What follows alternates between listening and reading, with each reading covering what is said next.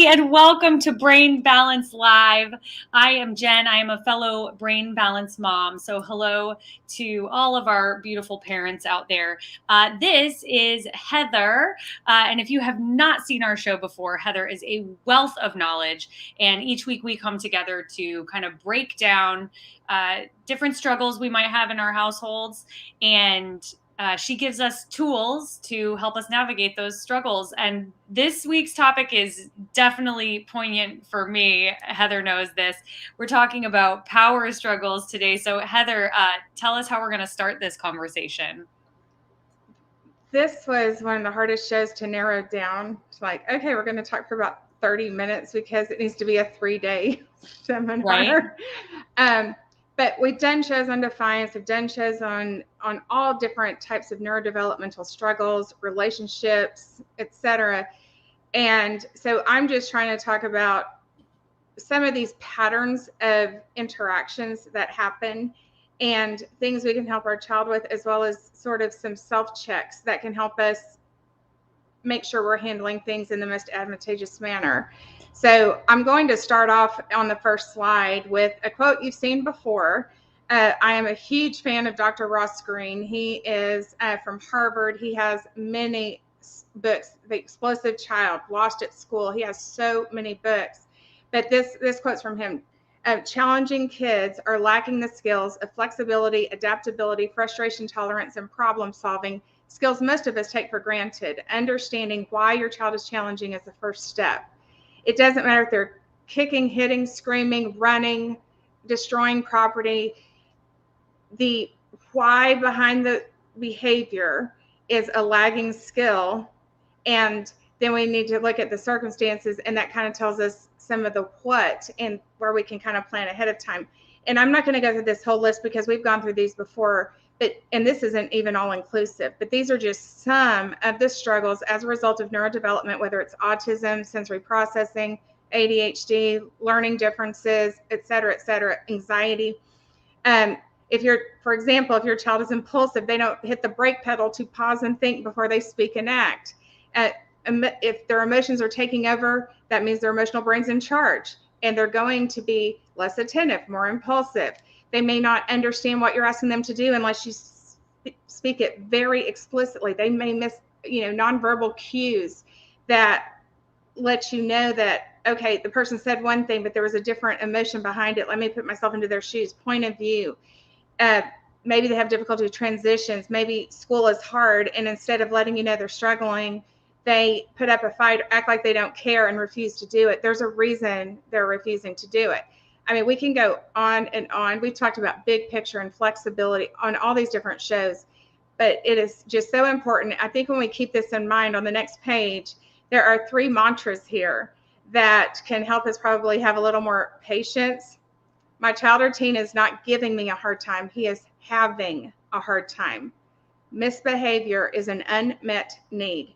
That doesn't mean you're doing something wrong as a parent. We're talking about maybe a need for support that they haven't even admitted. They're so smart that a need can kind of be not obvious at all.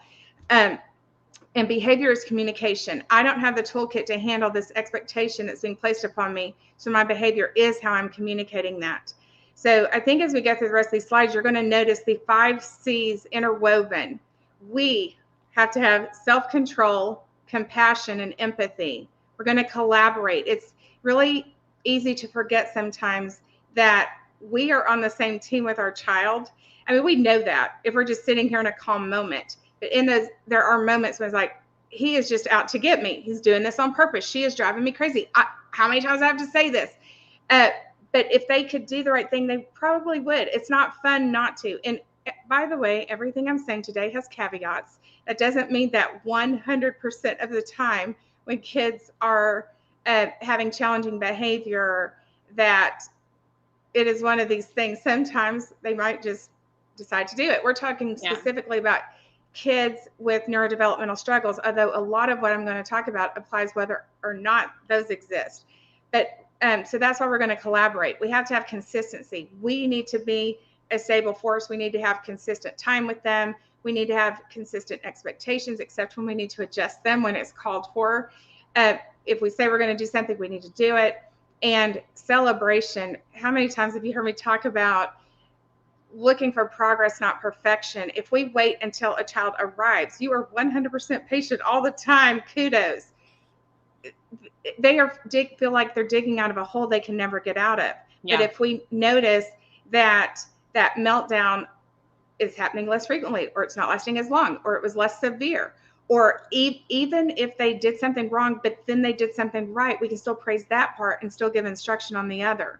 So I wanted to put these 5 C's because I think it's a good way to sort of remember these things in a quick framework. And then you have a place to put all the specifics we're going to get into. Yes. These are such good reminders. Thank you. And what gets us into a reactive mode as parents is like, are you serious? You did what? I mean, I have told you that 1,000 times. Why did you do that? What's going on? When we start getting into that frame of mind and sort of some anger or resentment, that's when we start being reactive instead of proactive and responsive. So, all right. I find too that we should go back and watch the self-care episodes, because I know I am not taking care of myself when I am in reactive mode, and I find myself in reactive mode a lot right now. Yeah. Yes, the self-care, anybody who's interested in this show, the self-care show is really fantastic. Self-care is childcare. Yeah. And we go into a lot of specifics on that. There's a show on Defiance. We have done the shaming show that I did 2 weeks ago today. So applies here, unintentional shaming. Because so many of these kids have faced, I'm sorry, my dog is just knocking my computer all over the place right now. She's very busy right now. It's your camera person. But behavior is communication. She is saying, notice me. Yes. All right, let's move on. Now, speaking of self-care, and anybody who watches this show knows that I am a huge, huge, huge proponent for parents. So this question is not about guilt. It is not about shaming. It does not mean you are a bad parent. These are because you are a good parent and you are watching this show and going out of the way to say, what can I do to make things better? These are usually things that we unintentionally contribute to the equation. No guilt. It's not allowed on this. Do I reward direction over the outcome? That goes back to noticing progress, not waiting until everything's perfect. Our kids are imperfect with or without neurodevelopmental struggles. We are imperfect with or without. And that, by the way, as far as self-care, that goes for us too. Are we moving in the right direction as parents? We need to have grace for ourselves as well. And do I learn from mistakes? Do I learn from the mistakes my child is making? Because it gives me a lot of information about what their struggles are. Am I learning from my mistakes? Do I own them? And not just to myself, but with the child. You're modeling such great things. Kids do not respond to perfection. They respond to real and to, I love you and I am here for you. You are not losing power as a parent to own an oops, which we all have. Do I remain calm? This is hard. We've talked, you have every right to your emotions. You are not wrong to be frustrated. You are not wrong to be angry. You are not wrong to be at your wit's end. That's one reason self-care is so important. You don't want to get into parental burnout. It is our job to be the safe harbor for our kids. So if something is escalating, tag team with a parent who might be less involved in that particular situation, or one who's coming home and you've been dealing with something for a few hours. Go take a break. It's better to pause. I love you. I need a few minutes. I want to cool down so that I don't, even you saying that to the child, you're modeling how you're going to hit the pause button. And understand that your pause, although sometimes you might like, I need a longer pause than my child, but there's other times where you're going to kind of recover and get back to even keel faster than your child. That's part of maturity. But if we try to talk when either one of us is escalated, things are going to come out that we don't want to. If our child is escalated, even if we're not, we've talked before about how we have this guard dog of the brain, the amygdala, that hijacks the words you are saying. They will not penetrate the problem solving, the prefrontal cortex, the language centers where I can even process what you're saying in that moment. So are we yelling? Not only does yelling escalate, it also teaches kids that I don't have to do what my parents say until they raise their voices. Mm-hmm. We are unintentionally training them that I don't mean business until I start yelling. I am going to repeat myself 7 times, even though 6 times I said, if I have to tell you one more time, yeah, if I have to tell you, and then they move to action, we are not teaching them the right thing. yeah, Right? yeah, Do I label them? And that's really, you are so lazy. If only you would apply yourself. That sounds like you are praising that. This is from the Unintentional Shaming show. I so highly recommend that show. But are we calling them lazy? Hey, Debbie, good to see you. Thank you. Are we calling them apathetic? Are we calling them you're always late? Are we saying all and never things? Are we using should words? That kind of thing. We do not want to give them negative personality or character labels based on neurodevelopmental struggles. I know it looks that way. And if we don't know, we give them the benefit of the doubt. Yes. Am I a detective or a judge? I mean, a detective is trying to figure out, why is this happening? Mm-hmm. You are approaching your child with, openly, with curiosity, non-blaming, calm. Tell me more. That must have made you really mad, huh? Tell me more about that. And we're going to talk about logging things and looking for the who, what, where, when, why, how it's happening. But a judge is just like, you're being difficult. You just make a snap judgment about them. And when it comes to the blame game, this is not just blaming kids for things that they may not be able to help. We cannot punish kids for things that are outside of their control. There is discipline that is not the same as punishment. But the blame game can also be if in your child's earshot, you are blaming a teacher. They don't even support him. That may be true. If your kids hear that, did you remember to take your meds today? Now you're blaming the meds. If you keep blaming things outside of themselves, they learn to blame others. Yeah. They'll blame sister. They'll blame you. They do not learn responsibility, even though that is not the intent behind that. Yeah. Do I listen? There's nothing more important we can do than listen. When we're having these conversations, we are talking with our kids, not at our kids. It needs to be a two-way street. You will get so much more information by listening than by talking at them, and you're growing rapport with them by doing so. Yep. Why do I say no? This one's tricky. I've had some parents say, when you said that to me, I really thought, no, I don't just kind of have a snap no. Sometimes I say yes, but then they said when they started paying attention, they realized how often they say no. It becomes a habit because there's just sort of this negative pattern going on. Or they say no because what the child asks is inconvenient. You're getting ready to start dinner and your child says, come play catch with me in the backyard. No, I got to get dinner ready. That seems reasonable. You got to get dinner ready. However, what if you said, you know what, Betty, let's do that. And you go out and play for a few minutes and then you get dinner going. How much differently might that night look? How much might that conversation about homework go later? If it is because of safety or whatever they're asking is not feasible, that's one thing. But if it is a knee-jerk getting into a pattern of this, or it's just inconvenient, we are not growing that relationship with our kids. Yeah. This is so good. All right, let's move on. And I put this in case I didn't bring up the Unintended Shaming show, which I have, but please watch that. I've had so many people say, wow, there were 10 things in there that I'd never thought of before. We talk about why you don't use why you use I statements instead of you make me so frustrated. I feel frustrated when you do this. Mm-hmm. Why we don't say because said so all the time. Time and a place, not always. I went through all kinds of things that are really helpful. But in general, how do I know if I might be unintentionally shaming my child who would never do this on purpose? Thanks, Brittany. Good to see you. It's when the fault is in who the person is, going back to that labeling instead of focusing on what happened. You are so messy. That is focusing on who the person is. You just gave them a label. Oops, we got a mess. We better get this cleaned up. Because if we say you're so messy, you're so lazy, if only you'd apply yourself, you're so stubborn, you're so impatient, you're so rude, you're so that becomes their personal narrative. Yeah. Nobody watching this would intentionally say things to hurt their kids. Right. But our kids already have had more negative comments than neurotypical peers. Yeah. And we could even do this with our spouses. We got to build everyone in the family up and support one another. But that's just 100%. A little snippet.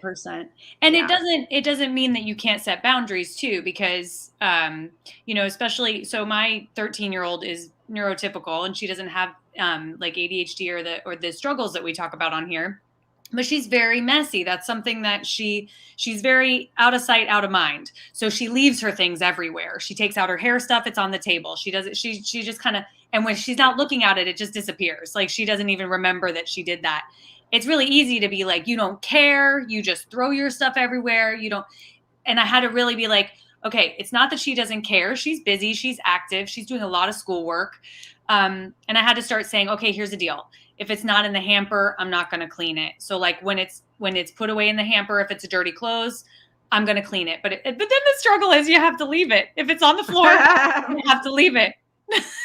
Yeah. And especially she's plenty capable of, why do you think that this stuff needs to be put away? And what are some things that would help? Yeah. And you brainstorm together, you ask for their input, and now you are problem solving together and you're collaborating. Yeah. Yeah. A lot of kids just don't even stop to think about it. But find out, ask them why. Ask them why they think it's important or why it's not important to them. What's another way of looking at this? What are some things that will help? Right. Yeah. All right, let's move on.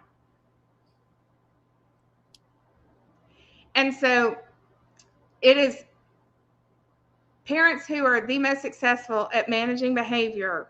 Number one, we got to get to the root cause of what's going on. Aside from that, it is a combination of nurture and structure. So nurture the relationship with quality time. Even if they are grounded, you do not withhold time and attention and love from them. I think that's something that sometimes so mad right now. I don't even want to. But they can't feel that our love is contingent upon what they did. They're human beings, not human doings. And so set aside time, one-on-one time. Family time is great. You also need one-on-one time with that child, and do activities that they are interested in, even if they're boring to you. Show interest. Ask questions. Thank them for showing you how to play this game, whatever it is. Conversation. I've given so many tips over many different shows about how to get meaningful conversations going with kids instead of vague answers. Mm-hmm. That has to happen whether or not they're in trouble. Give positive feedback that is specific and immediate. Intuitively, we know that we need to give more attention to the positive than the negative. That we know it, but it can be very difficult when, okay, I got a call from the principal again, and then you failed all your classes, and then you just shoved your sister. How on earth? There you go, Sherry Ann. Awesome. And look at that picture. I told you she always has the best pictures. Yes. 3.5. So yes. Cute. Yes. And see, that is accepting of mistakes. That goes back to, am I accepting of mistakes? I mean, kids are going to make messes. And instead of them being worried about it, when they see your response to it, and you're just talking about why we need to clean it up, and you're collaborating and doing it as a team, it doesn't feel like punishment, and you're teaching them responsibility. Yeah. But we know that we need to give more. That which gets attention happens more. But we have to remind ourselves and intentionally look for those things. Even if they do something wrong, we also point out what they did right. Doesn't mean pick your battles. Yes, we can't nitpick everything. Usually, if you have kids who are having lots of different struggles, it's best to pick 1, 2, or 3 skills, social emotional skills that you're working on at a time, and you let the other stuff go, or else you are constantly getting onto your child. Yeah. Once that thing is established, you can move on, like prioritize what those things are. But we have to be specific. We don't just want to say, good job, time and a place. Sure. Sometimes kids know what you're referring to. Keep in mind, our kids with neurodevelopmental struggles often might be much more concrete. Good job, what? I don't have a job. Daddy goes to a job every day. Mommy does. I mean, we have to be very explicit. We're not, what did I do right? We need to tell them very specifically, you did such a good job of touching your little baby sister gently. You know, Yeah. you you talked quietly when we went through the hospital. Whatever it is, be specific so that they want to do more of that thing that got them the praise. And we don't want to wait.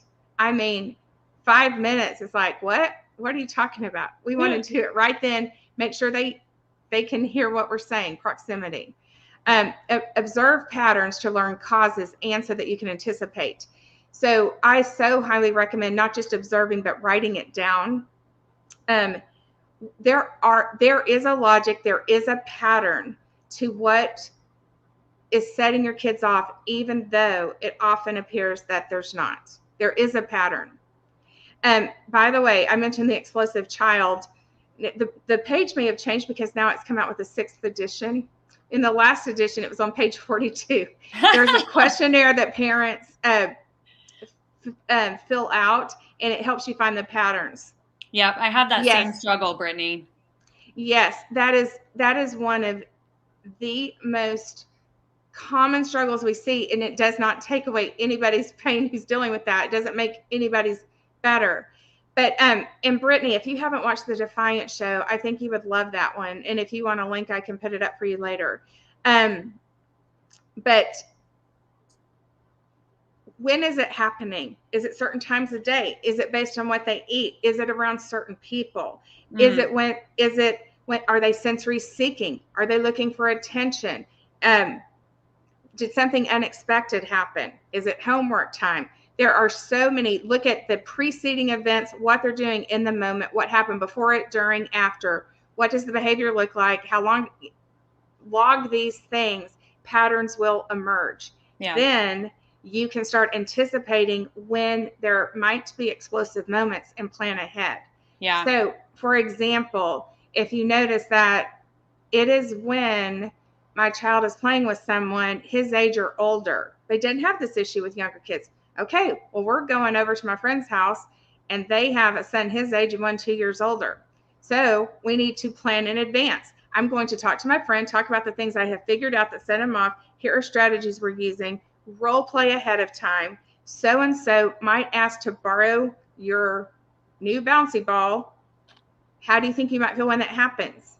What are some things you can say? Read social emotional books, role play, prep the other parent in advance. There are so many ways. Oh, it's when they get hangry. Okay, we're running errands. You're going to have healthy snacks on board. Yes. Etc. Set the stage for success with supports. And so we want kids with neurodevelopmental struggles need extra supports. What kinds those are depends on the child. Maybe it's visual reminders. If you are so sick and tired of telling somebody 1,000 times to do something, have visual reminders up. Have predictability, have a visual calendar, review the day. If there are going to be changes during the holidays, review those, not just day of, but multiple times in advance. So their brains have time to adjust, and now they feel that they can predict what the next couple of days will look like. What those things look like. Oh, they have trouble with transitions. Okay. So, or switching from a preferred activity to a non-preferred activity. There's some cognitive flexibility there. They may not have a sense of time. Even when I give them cues that in 5 minutes, in 2 minutes, and then they're still just as mad. You read all the things about what you're supposed to do. They may not have an internal clock. Sense of time is very important. And so they hear the words, but they don't mean anything. Yeah. So look at what those things are. And if you want specific ideas based on the patterns you start uncovering, let me know. Calmly state specific instructions. You've got to be specific. And instead of saying, will you start your homework, please? We think we're being polite. Kids will think, oh, you're just asking me if I will. No, I won't. Thanks for asking. Yep. We need to make it as a statement. We still say it kindly, but sometimes we try so hard. Okay, I am going to be patient with my child today. And so I'm saying please, and I'm asking it as a question, and I have a big smile on my face. It can look like they're being difficult. They may really not know that is a directive. You really are asking them if they will. Yes. Yes, I will later, or no, thank you. I was guilty of saying, do you want to, a lot. Do you want to go upstairs and get dressed? Do you want to go upstairs and practice piano? Do you want to go up? Whoops. Yeah, right. Connect behavior with privileges. Okay, first of all, there's a difference between discipline and punishment. Harsh punishment is not very effective, especially with kids who have neurodevelopmental struggles. And somebody's going to be watching this say, I'm old school. If you just whip them, you just got to show them who's in charge. You got to discipline them more. That does not work with kids who don't understand why they're supposed to do what they're doing. And when they ask that, they're really seeking understanding so many times. They are not challenging your authority. We want them to know why they need to do things, because then they can generalize that knowledge to other scenarios. But discipline helps. We redirect when they do something wrong. We reinforce positive behavior. We set a SMART goal, work on it, pick 1, 2, 3, move on to the next. And discipline can, in a lot of cases, is physical, spanking, whatever. Timeout can feel, I'm ostracized. You are abandoning me. Yeah. We have a lot of kids who have separation anxiety. You are abandoning me. They don't understand the way relationships work, because if I do something somebody doesn't like, they just make me go away, or they leave me. Yeah. These things get misinterpreted a lot. So, but one of the best things you can do, as far if you're going to do consequences, is for it to be a naturally occurring consequence. You have a teen who slams a lamp and breaks it, they're going to pay for it. Mm-hmm. And you give them maybe chores to do that earn them money, or they babysitting money, whatever it is. Yeah. And that also gives you a degree of separation. You have a house rule that says, when we break something, we make it right in whatever way we can, whatever the house rule is, it applies to everyone. The house rule says, and it's not mom and dad saying it, and this is a direct result of my action, not because my parents are imposing it on me. Right. House rule gives you a degree of separation. Likewise, you've been doing your homework several days in a row without me even having to get on to you. That shows me that you are growing responsibility. You keep this up, and you might get to borrow the car Friday night if you've been asking. And they realize responsibility gets me independence. Yeah. That is what tweens and teens are seeking. Just be very, very sparing on what you do with harsh punishment. Research study after research study after research study consistently demonstrates over decades that does not work. We are teaching them more what not to do than what to do. It is temporary. Emotions escalate. Then you're not even speaking to their logical brain. It hurts the relationship. It breaks trust because they misinterpret some things. I know a lot of people disagree. I'm just telling you what the research says and what I have found in a 30-year career. Follow through on what you say you'll do. I already talked about the consistency. That means if you say that you're telling them this last time, and if they don't do it, then XYZ happens, then XYZ happens.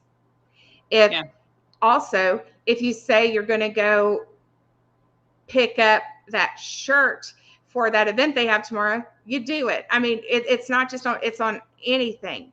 You got to build trust. They got to know that you mean what you say. Yeah. And you say what you say you're going to do. So much rapport, so much trust. And then they're going to be more likely to open up to you about the struggles they're facing in life, whatever they may be. Yeah. All right, let's move on. That positive cycle is so important, because once you get on a negative cycle, which, we've had heart-to-hearts about that recently. We've been in kind of a negative spiral. And once you're on that negative spiral, and like you said, what you focus on, you get more of, it's like, it's really hard to break out of that and go back to focusing on all the positive things, but it really does get more positive. Like the more you can. It does. But it's so hard when you get into that negative spiral. Yeah, sometimes that's when it might be good to have like a family meeting. Team. Yeah, it is a team.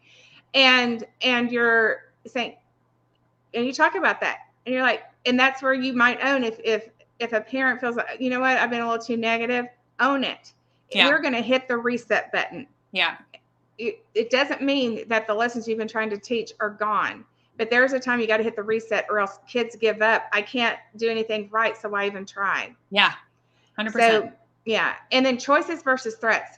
I've talked to some parents who think they're giving choices because they say, you either clean your room or you don't get to take the car out Friday night. That's not a choice. That's a threat.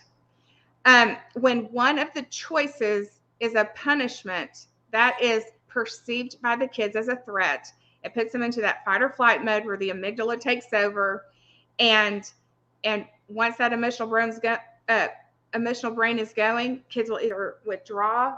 I mean, they shut down. They won't open up to you about anything, or arguments or lashing out.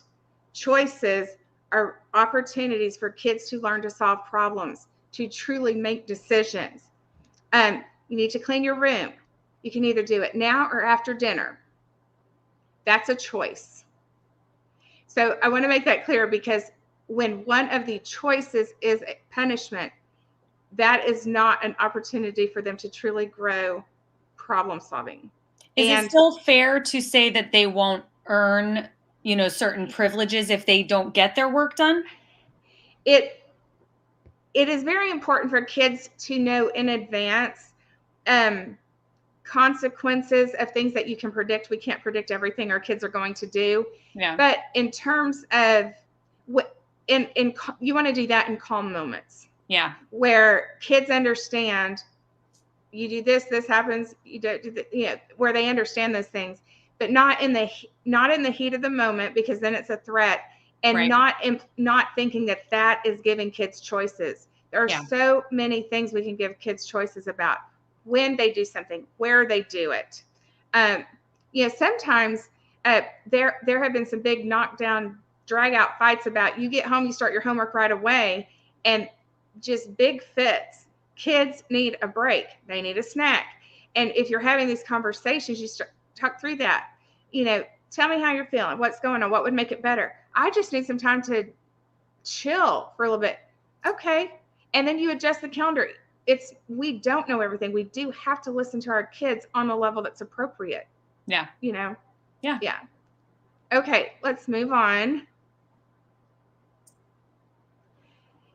Okay, here are some other very common pitfalls as far as when you're giving kids instructions. One is not ensuring that you have their attention first. How can we really, we can get angry about whatever we want, but as far as what we really want to do, how do we feel about getting angry at our kids for not paying attention to what we were saying when they were distracted on something else and didn't know we were talking to them? And so you want to make sure that you have their attention. There can be a code word you say that lets them know to listen. We don't necessarily, if they have visual perception issues, certain sensory processing issues, some kids can pay attention better if they're moving around the room. If we say, look at me, now I have to pay attention to the visual and the auditory, and those two things don't compute in my brain at the same time. So it's not necessarily that. But you want to make sure you have their attention. Have them repeat what they understood you to say in their own words. Yeah. I always love those call and responses they have at the schools whenever the principal yells some random chant and all the kids are like, blah, blah, blah. It's like, okay. I mean, if we just have kids repeat what we say, have any of you ever had a spouse and like, I heard you said da, da, da, da, da, and they can repeat verbatim what you said, but they miss the spirit of what the whole thing was about? Mm-hmm. Our kids can do the same thing. So have them repeat it in their own words. Giving too many directions at one time.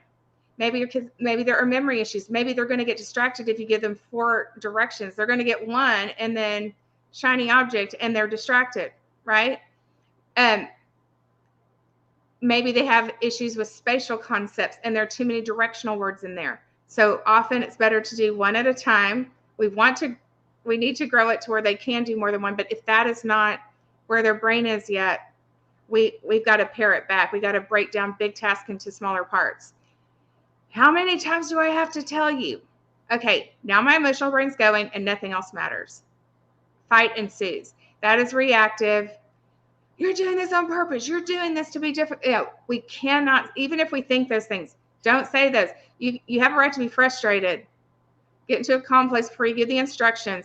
If you say that to your child, they are going to escalate, and anything else is not computing. And there almost certainly will be a big moment here. Yeah. Being vague, just like we have to be specific with praise, we need to be very specific about what the expectation is. Show some respect. Do they know what respect means? Show compassion, be courteous. What does that mean? We need to give examples. We need to give definitions, examples that apply to their lives. Use words that they understand, define things. We talked about framing instructions as a question. I felt passionate about that. I knew it was in here twice. I did that on purpose. And interrupted directions. This is going to happen, right? I mean, you got multiple kids, phone rings. It's a very important call from Japan. I don't know. I just that was whatever. Yeah. But we think about trying not to be frustrated with kids if you lose their attention in the meantime, or if they forgot what you said before that interruption happened. We're talking about neurodevelopment. And start over, kind of not their fault it got interrupted, right? Yeah. Feelings are what the feelings are, but I'm just trying to kind of put some logic behind this. Okay. What about the tweens and teens who don't want help? So a lot of times, I mean, we've got hormones, we've got neurodevelopment. A lot of times kids don't even know why they're upset. Sometimes they're being evasive, yes, and there are ways to get them specific. But if they truly don't know what's wrong, then stay calm and let's try, tell me what you do know. I don't know. Well, what part do you know? What do you think it is? We don't accept, I don't know. What do you think it is? 5 whys. Keep asking why to get to the deal, and then be their partner in problem solving. Let's try this and see what happens. Or what are some things you could do? What are some things you thought of that could make it better? What can I do to help? Discomfort with vulnerability. So many kids feel weak if they have to ask for help. Reframe vulnerability as a strength. It takes strength to admit when you need help. Yeah. And that's an important lesson for them. Wrought with shame, rejection, sensitivity, dysphoria, all the negative comments, criticism. One of the number one jobs of parents is to nurture self-esteem, self-acceptance.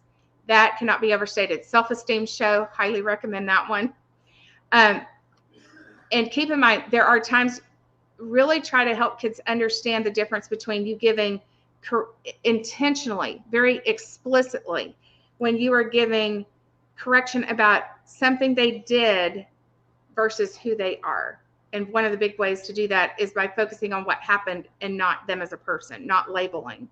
But the self-esteem show is really powerful. There are many counterintuitive things that are the most evidence-based for cultivating self-esteem. Fear of disappointment. They may be disappointed, afraid that they're going to be disappointed in something. They may be afraid that they're going to disappoint someone else. It can be fear of failure. Sometimes it's fear of success. But if it has to do with they're afraid they're going to fall short, so many times kids will act like they don't care, because if I let you know how much I care and I fall short, then I am a failure, because I'm a human doing, not a human being. My successes or my decisions or my actions define me. Not true. We have to explicitly teach this to them. Are our expectations too high? If they are always afraid of disappointing us, what expectations do we need to adjust to meet them where they are right now? Okay. That one's hard for me because I'm a perfectionist. So. Right. My expectations are always too high for everyone, including myself. I did not know that. What? I think I did know that. Another thing is sometimes kids will, you've already asked the why, or the different questions 16 times. We want to help kids grow critical thinking. This helps grow their problem solving. It helps grow their ability to figure out workarounds, things that will keep them from getting escalated in the first place. So when they ask questions that they have the ability to figure out, respond to their question with a question. Why can't I go out with my friends? What does the family have planned tonight? When am I ever going to use this stupid math? And of course you can say, can you think of a time you've used it? How did you figure out the amount you need to save for that video game you wanted? Why do I have to go to bed right now? What happened last time you stayed up late? Can you think of everything your body and brain have been through today? Let's list some of the things you've done. That kind of thing. And when their kids have, yes, you're the authority. Yes, you have the final say. It is not diminishing your authority to help kids understand how the world works and why things are the way they are. If you want to decrease defiance, kids are seeking understanding, and they are seeking some control of their own. They are not trying to take away their parents, even though it feels the exact opposite of that. You are doing yourself a favor and nurturing your child by helping them understand why things are the way they are. Okay. This is just think about this. Child refuses. You can't make me. And then really the power struggle is when you try to force obedience. You'll do as I say, or what? Because I said so. That is a power struggle. When there is no winning, because when you're in a power struggle, the emotional bond is strained. Relationship comes first in parenting, always. When parents win, the child's angry instead of learning the intended lesson. The parent might feel resentment. My child disrespects me. When the kids win, they learn that defiance gives them power. Parent feels defeated. You may doubt your ability to make future parenting decisions, but you prevent power struggles with wait. Let's figure out a solution that works for both of us. You want the homework done now. You want the room cleaned now. Give them a choice of when. What are some ideas you've had? What do you think would make this better? We are going to figure this out together. You're such a good kid. I'm sorry you're having a hard time right now. I'm here to help. And you want to brainstorm. We don't want to fill in blanks that kids can fill in for themselves, but we want to provide prompts to get them in the right direction. So choices. Help them recognize what they can control. I did a show in the past with a problem-solving wheel. One of the most powerful things, so many of these kids sometimes feel out of control anyway. Hormones. Life is just so weird and crazy and doesn't make sense. But then you add on sensory processing, attention, all different kinds of executive function, learning struggles, social emotional struggles. They feel even more out of control of things that we just inherently have a right to feel in control of as human beings. So when we start showing them all the things they can control, the things that are in this circle, these are the things that we problem solve. The things outside of this circle, we cannot control. And so we let those things go by. They realize they have some control. They don't need to control all the things anymore. You can Google problem solving wheel, or I can send you one, or you can check out. I've done that. I've shown that on Facebook Live episodes a couple of times. We had a power struggle this morning that I did not handle properly, but it all happens so fast, and especially with a child who's dealing with ADHD and ODD, like he is so fast, and he his brain is working way faster than my brain could ever work, and so I get to the sit down right now and wait a second. He's like, why? I don't understand. And he's talking over me and and I'm like, because if you are not sitting there, I don't know where you're doing. I lose you in the house, and then we can't get out the door to school on time, but I can't think quickly enough to say why. And it's so simple. You say like, oh, give him a choice. Do you want to sit here? Or do you want to sit in the car? If I just give him a choice. But he was like, I'm going to go away because now I'm upset and I'm going to cool off. And I said, no, you are not. You sit back down. And I won. He sat back down defiantly and angry. But this says right here, he didn't learn anything. Yeah. Nobody wins in a power struggle. Nobody's going to do this perfectly all the time. Nobody, right?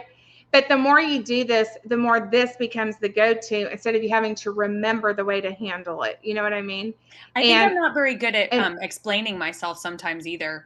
And because I was an obedient child, so my parents never explained anything to me. So I'm not used to having to explain the why behind everything, because I was just a kid who was like, okay, and I trusted my parents, and I was pretty like, just, I guess, easy, you know? So for me, when he asks me why, I'm like, because. So buy yourself time asking him why you might think it's important, and maybe he'll give you the answer. Oh, that's a good idea. But seriously, just like I was saying with Izzy, like when you ask why, when they ask why do you, what are some benefits you see of doing it this way? And because that really does get them to thinking. okay, I know you don't care about this. Why might dad care about it? Why might Yeah. that kind of thing? Yeah. Yeah. Okay. It's so true. Things you don't think of in the moment. All right, we've got here all of the brain balance centers that you can contact to get assessments, ask your questions. Obviously, Heather is always here to answer questions. Her handle's right there at the Hidden Churn, and you can follow her on Facebook, on Instagram. She's always sharing beautiful tips, just like today, that help us kind of think ahead and plan ahead, so that we're not in the moment that I was in this morning without your tools handy. Heather, do you have anything else going on this week? Dr. Brian and I will be back on Thursday at 3:15. Amazing. All right. Well, as always, it was a pleasure, and I need to rewatch this show and learn more things. So thank you, Heather. Thanks, Jen. Thanks, everyone. Have a great week.